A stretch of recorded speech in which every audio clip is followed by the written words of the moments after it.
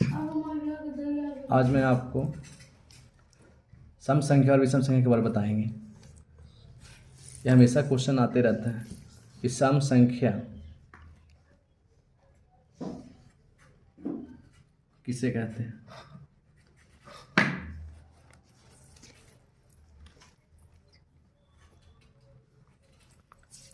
इसका परिभाषा होता है कि जिस संख्या में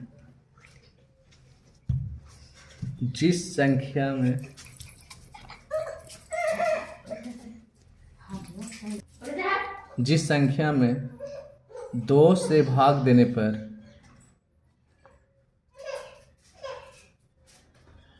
वह संख्या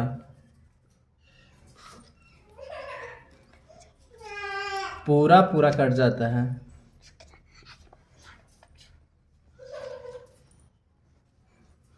तो उसे सम संख्या कहते हैं।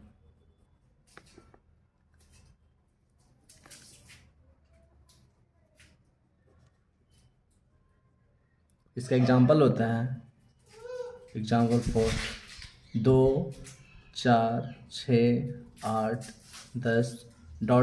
इत्यादि।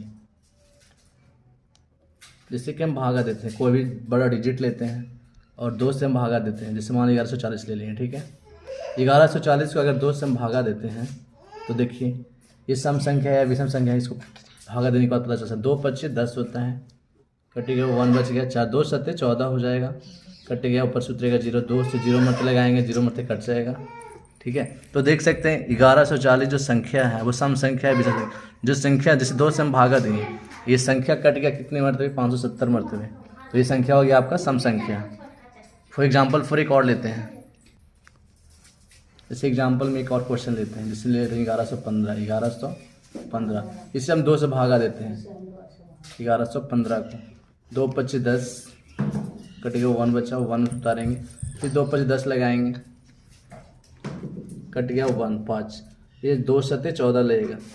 अब देख सकते हैं पूरा नहीं कटा, तो इसका शेष बच गया 1। यानी कहने का मतलब है कि 1115 जो संख्या है वो क्या है, हमारा विषम संख्या है। इस तरह से एक बच गया, तो ये हमारा विषम संख्या। अब आप देख सकते हैं विषम संख्या परिभाषा बताते हैं, ठीक है। आइए देखते हैं विषम संख्या परिभाषा। इससे बोला जाता है कि जिस संख्या में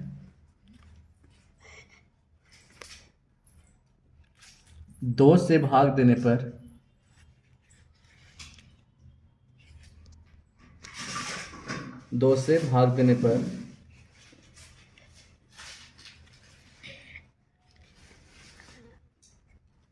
पूरा संख्या नहीं कटता है,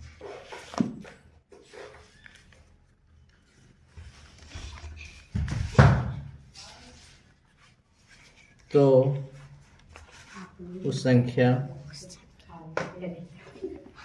विषम संख्या कहलाती है। विषम संख्या कहलाती है। फॉर एग्जाम्पल लेंगे 1 3 5 7 9 ... इत्यादि।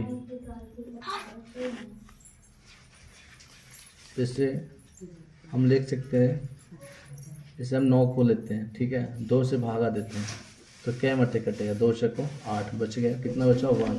ये हमारा जो संख्या है 9 वो पूरी कट जाता तो ये सम संख्या होता, अगर नहीं कटा तो ये विषम संख्या। इसी तरह से एक लंबा एग्जाम्पल लेंगे, 1100 कॉमन लेते हैं तो उससे भागा लगाते हैं, 2 5 10, कट गया 1 बचा, 5 2 7 14 बचा, 1 उससे उतरेगा, 2 5 10, कट गया, बचा 1। यानी ये भी संख्या हमारा क्या है, विषम संख्या है, ठीक है।